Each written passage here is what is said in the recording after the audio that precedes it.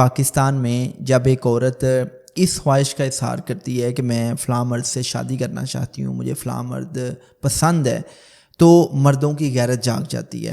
اور owner killing کے نام پہ پاکستان میں ہر سال 1000 خواتین کا قتل ہوتا ہے. یہ کیوں ہے؟ مطلب دیکھیں، غیرت کا غبار تو آپ کو چڑھا نا، تو پھر آپ خود کو مار لیں، آپ عورت کو کیوں مارتے ہیں؟ دیکھیں جویریہ، میں یہی کہہ رہا ہوں نا کہ یہاں پہ مردوں نے اپنے لیے الگ سٹینڈرڈس رکھے ہوئے ہیں، عورتوں کے لیے الگ سٹینڈرڈس رکھے ہوئے ہیں. میں تو یہ کہتا ہوں کہ یار، اگر دیکھیں آپ جس عورت سے پیار کر رہے ہیں اور جس عورت کو اپنی بیوی بنانا چاہتے ہیں، وہ بھی تو کسی کی بیٹی ہے نا، وہ بھی کسی کی بہن ہے.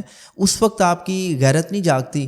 لیکن جب آپ کی اپنی بہن بیٹی اس خواہش کا اظہار کرتی ہے کہ میں اسلامک فریم ورک میں رہتے ہوئے آپ سے ریکویسٹ کرتی ہوں کہ میں فلاں جگہ پہ شادی کرنا چاہتی ہوں، تو اس وقت آپ آنر کلنگ کے نام پہ اس کا قتل کرتے ہیں.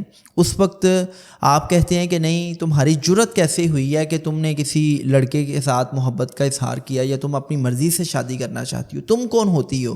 اور آپ کیا کرتے ہیں کہ آپ فورس میرج کی طرف اس کو دھکیل دیتے ہیں. اور ہم نے یہ دیکھا ہے کہ آنر کلنگ کے نام پہ پاکستان میں بہت قتل ہوتے ہیں. اور یونائٹڈ نیشنز کی رپورٹ کے مطابق پاکستان دنیا میں 6واں بدترین ملک ہے کہ جہاں پہ غیرت کے نام پہ سب سے زیادہ قتل ہوتے ہیں. میں وہی آپ سے پوائنٹ ریز کر رہی ہوں کہ دیکھیں، غیرت کا غبار مرد کو چڑھتا ہے، غیرت اس کی خراب ہوتی ہے، ٹھیک ہے، بجائے اس کے کہ وہ کوئی اچھا فرم ڈیسیژن لینے کی بجائے وہ پھر خود کو قتل کر لے. جی، عورت کا اس میں کیا قصور ہے؟ اس نے تو آپ سے ایک فیصلہ مانگا ہے. جی، میں یہی کہہ رہا ہوں نا کہ وہ جو ڈیول سٹینڈرڈس ہیں نا، جو دوہرا معیار ہے، اور میں اس کو کہتا ہوں کہ یہ بہت بڑا ایک ہپوکریٹک ایٹیٹیوڈ ہے کہ آپ اپنے لیے ایک الگ معیار رکھتے ہیں اور عورت کے لیے آپ الگ معیار رکھتے ہیں. اب اس جینڈر بیسڈ ڈسکرمنیشن کے سائیکل میں اگر ہم تھوڑا سا مزید آگے چلیں تو اب شادی کا ٹائم آ گیا. ماں باپ نے یہ دیکھا کہ بھئی لڑکا لڑکی اپنی بایولوجیکل میچورٹی کو پہنچ چکے ہیں، اب ہم نے اس کی شادی کرنی ہے.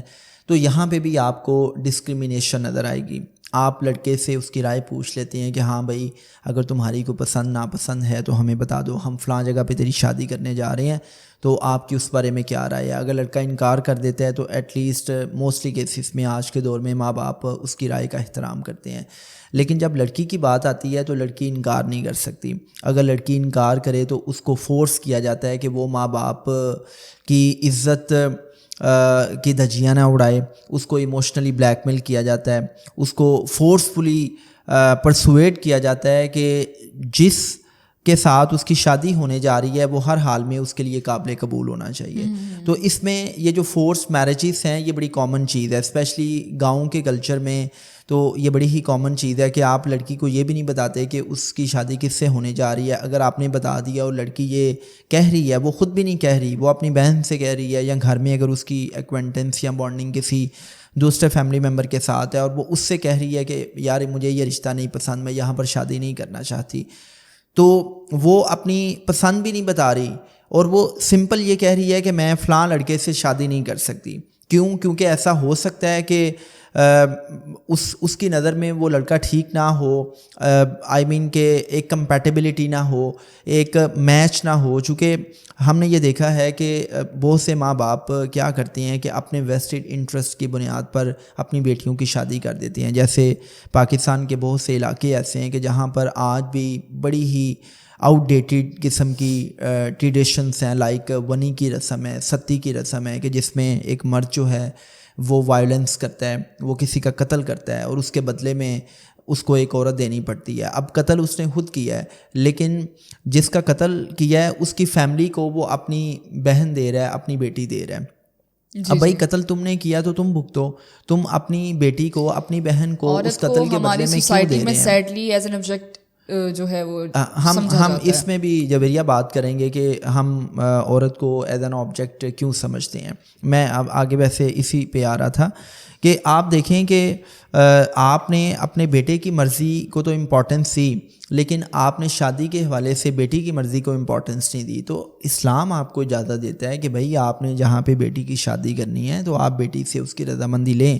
اس کی بہترین مثال ہمیں حبیب اللہ صلی اللہ علیہ وسلم کی ذات گرامی سے ملتی ہے کہ جب آپ نے حضرت فاطمہ سلام اللہ علیہ کا رشتہ کرنا چاہا تو گو کہ رشتہ ایک بڑی عظیم پرسنالٹی کا تھا، حضرت علی رضی اللہ تعالیٰ عنہ کا تھا، لیکن اس کے باوجود آپ نے اپنی بیٹی کی کانسنٹ لی کہ ہاں مجھے بتاؤ فاطمہ کہ تمہیں علی جو ہے وہ نکاح کے لیے منظور ہے. تو جب آپ نے حضرت فاطمہ سلام اللہ علیہ نے کانسنٹ دیا تو پھر آپ نے حضرت علی کو رشتے کے لیے ہاں کی.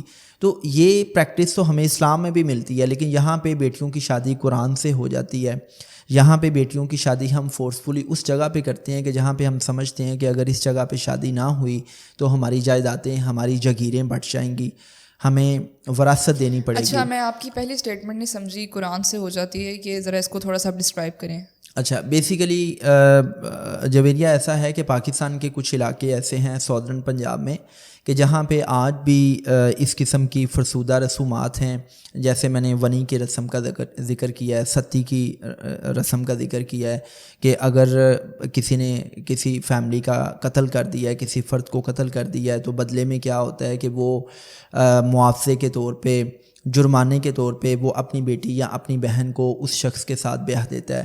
اور وہاں پہ یہ نہیں دیکھا جاتا کہ اگر میری بیٹی 18 سال کی ہے, 16 سال کی ہے, 14 سال کی ہے, اور جس کی فیملی کا قتل ہوا ہے, جس کو آپ وہ بیٹی دے رہے ہیں, اس کی ایج کیا ہے. وہاں پہ ایج میٹر نہیں کرتی.